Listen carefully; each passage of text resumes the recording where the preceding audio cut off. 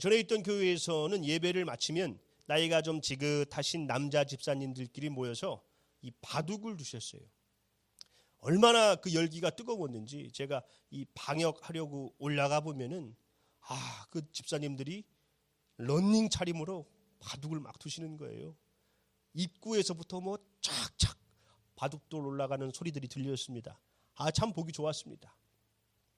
그런데 이 주일날 집에 일찍 안 들어가시고 저녁 때까지 이 바둑을 두시면은 이 사모님들이 좀 안 좋아하시지 않을까 싶어서 제가 권사님에게 여쭤봤더니 안 들어오는 게 도와주는 거라고 너무 좋다고 그러시더라고요. 그 집사님들 중에서 바둑을 제일 잘 두셨던 분이 한 3급 정도를 두셨어요.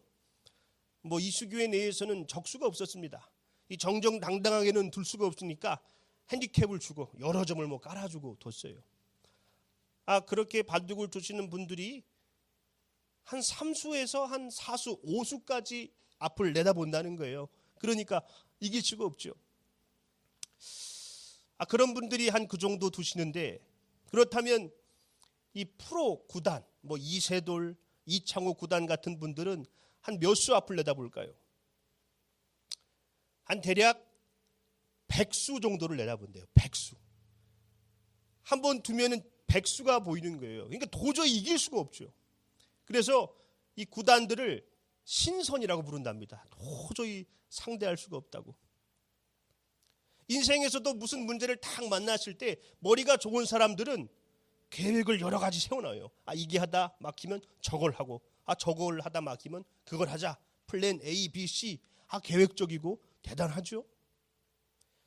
그렇다면 하나님에게도 수가 있을까요? 우리 시편 말씀 139편 17절 18절 보겠습니다. 하나님이여, 주의 생각이 내게 어찌 그리 보배로우신지요, 그 수가 어찌 그리 많은지요. 내가 세려고 할지라도 그 수가 모래보다 많도소이다. 내가 깰 때에도 여전히 주와 함께 있나이다. 하나님의 생각이 너무나 보배로워서 그 수가 얼마나 많은지 모래보다 더 많다는 거예요. 모래를 한 움큼 쥐고 이걸 셀 수가 없는데 그 모래들보다 더 많다. 백수만 내다봐도 신선이라고 한다는데 하나님의 수는 저렇게 많으니 그 하나님이 우리의 하나님이시죠. 그 바둑 3급을 두셨던 집사님이 젊으실 때 이 사업을 하다가 부도가 났대요. 정말 눈앞이 깜깜해지더랍니다. 어떻게 해야 되나? 아무것도 보이지 않는 거예요. 어떻게 살아야 되나? 운전을 하고 가고 계시다가 한 100km로 달리고 있었대요. 순간 눈을 딱 1분만 감자, 그 생각이 들더래요. 딱 1분만 눈을 감고 있자. 그리고 진짜로 눈을 딱 감았답니다. 한 치 앞도 보이지 않으니까, 어떠한 수도 내다볼 수 없으니까 눈을 감고 싶어지는 것이죠. 그러나 우리에겐 방법이 없지만 하나님에게는 그 수가 바다의 모래알보다 더 많은 것입니다. 하나님을 믿는 자들은 어떠한 상황이 와도 눈을 감아서는 안 되지요. 하나님의 방법이 있기 때문에 그래요. 우리에겐 방법이 없지만 그 집사님이 한 10초 정도 눈을 감았대요. 이 순간 아내의 얼굴, 두 아들의 얼굴이 탁 떠오르는 거예요. 눈을 번쩍 떴습니다. 내가 생각해서는 안 될 생각을 했구나. 물론 당시에 가족들이 고생이 어마어마했겠지요. 그러나 지금은 너무 행복해돼요. 그 집사님을 교회에서 가장 부러워했어요. 어르신들이. 왜 그런가? 이 주일만 되면은 온 가족이 다 같이 예배드렸습니다. 자녀들, 며느리들, 손주들, 조카들까지 와서 함께 예배를 드렸어요. 그러니 얼마나 부러워요. 물론 며느리들은 좀 생각이 다를 수 있죠. 그래도 부도가 나실 당시에는 이 수가 안 보였겠죠. 다 끝난 줄 알았겠죠. 이 행복이 보이지 않았을 것입니다. 그러나 하나님의 수는 바다의 모래알보다도 더 많기 때문에 하나님은 이 수를 내다보신 것이죠. 그래서 그 집사님을 그 자리까지 인도하신 것입니다. 오늘 본문 말씀을 보면 이스라엘 백성들이 이 이집트에서 종살이 하다가 이제 출애굽 나왔어요. 나오자마자 바다를 만났습니다. 홍해바다. 그거 어떻게 건너갑니까? 다리가 놓아져 있는 것도 아니고 배가 있는 것도 아니고 돌아가려고 뒤를 봤더니 이집트 병사들이 죽이려고 쫓아오는 거예요. 나갔다고. 앞은 홍해고 뒤는 애굽 군대고 할 수 있는 게 아무것도 없죠. 눈앞이 깜깜합니다. 야, 이제 다 끝났다. 다 끝났어. 그들은 하나님을 원망하고 모세를 원망하기 시작합니다. 애굽에 매장지가 없어가지고 우리를 이리 끌고 나가가지고 개 죽음을 당하게 만들어. 이게 뭐야? 여기서 다 죽게 생겼잖아. 그때 모세가 백성들에게 말합니다. 우리 본문 말씀 13절부터 14절입니다. 모세가 백성에게 이르되 너희는 두려워하지 말고 가만히 서서 여호와께서 오늘 너희를 위하여 행하시는 구원을 보라. 너희가 오늘 본 애굽 사람을 영원히 다시 보지 아니하리라. 여호와께서 너희를 위하여 싸우시리니 너희는 가만히 있을지니라. 너희는 두려워하지 말고 여호와께서 오늘 너희를 위해서 행하시는 구원을 보라. 그때 하나님께서 모세에게 말씀하십니다. 15절 여호와께서 모세에게 이르시되 너는 어찌하여 내게 부르짖느냐. 이스라엘 자손에게 명령하여 앞으로 나아가게 하고. 하나님은 지금 앞뒤가 꽉 막혀버린 상황에서 앞으로 나가라는 거예요. 아니 앞에 홍해예요. 못 가요. 그래도 가라는 겁니다. 바다에 들어가면 다 빠져 죽는데요. 그들은 떠밀리듯 홍해 앞에 섰어요. 16절 말씀입니다. 지팡이를 들고 손을 바다 위로 내밀어 그것을 갈라지게 하라. 이스라엘 자손이 바다 가운데서 마른 땅으로 행하리라. 그때 하나님은 하나님의 수, 그 하나님의 방법으로 홍해를 갈라버리십니다. 21절 말씀입니다. 모세가 바다 위로 손을 내밀매 여호와께서 큰 동풍이 밤새도록 바닷물을 물러가게 하시니 물이 갈라져 바다가 마른 땅이 된지라. 한 백수 앞을 내다보면 이런 수가 있을까요? 바다를 가른다. 자기 인생에 여러 계획을 가지고 사는 사람들은 이런 생각을 해낼 수 있을까요? 아니지요. 오직 하나님의 방법, 하나님의 수인 것이죠. 감히 누가 바다를 가릅니까? 하나님의 수, 하나님의 방법. 너희는 두려워하지 말고 가만히 서서 여호와께서 오늘 너희를 위하여 행하시는 구원을 보라. 예수 그리스도께서 십자가에서 죽으셨을 때 사람들은 다 끝났다고 생각했죠. 다 끝났다. 이제 다 끝났어. 그러나 하나님의 수, 예수님이 부활하셨죠. 사망의 권세를 무너뜨리시고 우리를 하나님의 자녀 삼아 주셨습니다. 그것이 하나님의 수. 오늘도 그 주님은 우리의 삶을 가로막고 있는 그 홍해를 생각지도 못한 방법으로 갈라내실 것입니다. 하나님의 수. 그러니 두려워하지 말고 그 하나님을 신뢰해야 할 것입니다.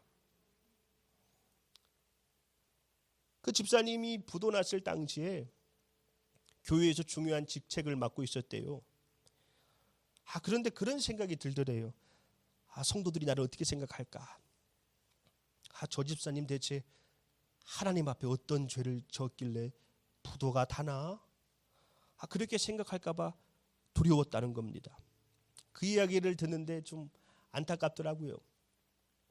하나님 앞에서 무슨 잘못을 했기 때문에 부도가 나는 것은 아니지요. 예수를 잘 믿는다고 고난이 비켜가는 것은 아닙니다. 예수님과 한 배를 타고 가던 제자들도 풍랑을 만났어요.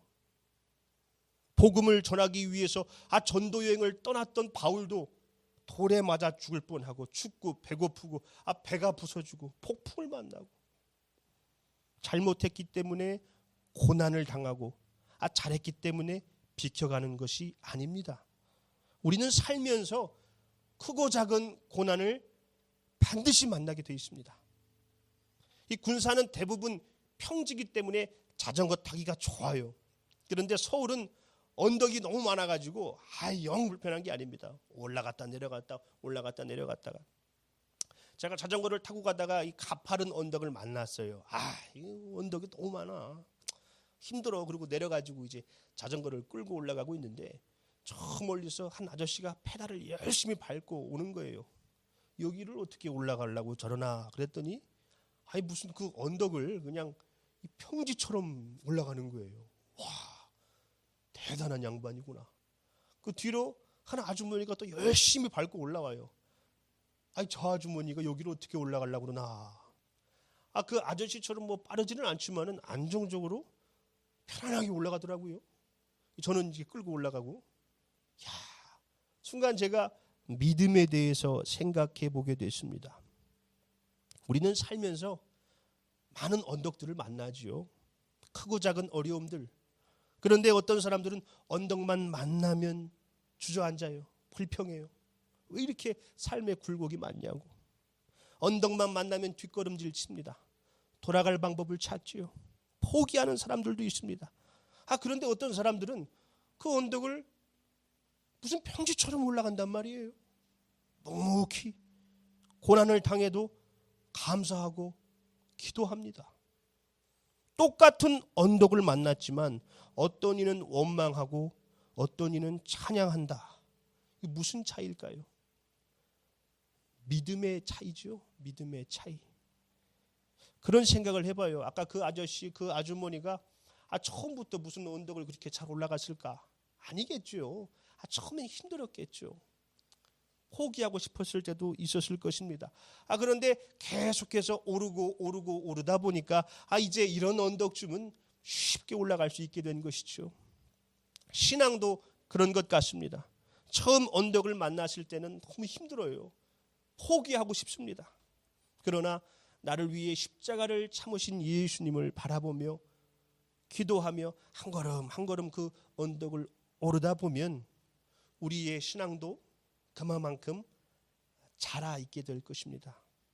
하나님의 수는 바다의 모래보다 더 많기에 지금은 다 할 수 없지만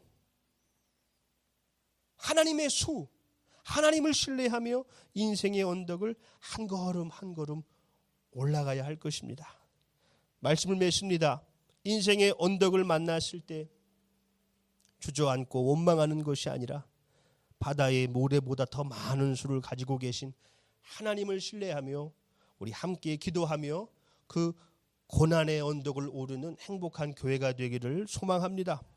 그렇게 인생을 그 고난을 그 언덕을 오르다 보면 우리도 이제 저 언덕쯤은 쉽게 찬양하며 올라가게 될 것입니다. 이사야서 40장 30절 31절 말씀입니다. 소년이라도 피곤하며 곤비하며 장정이라도 넘어지며 쓰러지되 여호와를 앙망하는 자는 새 힘을 얻으리니 독수리 날개치며 올라감 같을 것이요 다른 박질하여도 곤비하지 아니하겠고 걸어가도 피곤하지 아니하리로다. 아멘.